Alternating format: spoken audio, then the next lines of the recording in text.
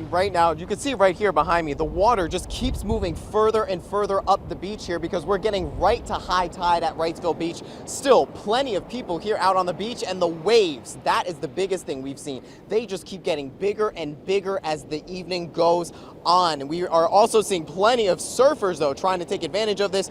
Granted, really dangerous conditions right now, and the biggest concern for officials also here is the water. Now, Wrightsville Beach officials tell us they're keeping a close eye on Hurricane Erin and how it impacts tonight's high tide, but they've already been feeling impacts from Hurricane Erin all week long. As you said earlier, Steve, dangerous rip currents resulted in lifeguards making close to 60 rescues on Monday. There was no swimming allowed on beaches today, but it didn't stop some from coming out before the storm got closer.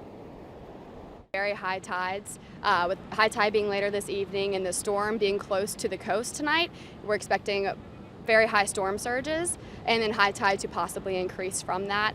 So we're expecting some beach erosion and some potential flooding occurring from that. And our Public Works Department, they are prepared, ready to go, that once the tide goes out to then assess any possible damages and make repairs necessary from there. But yeah, I mean, as the wind picks up, hopefully the waves will stay clean, stay big for everyone who's out there surfing, and it won't become too choppy, although it doesn't look too great right now, but we'll just have to wait out, see.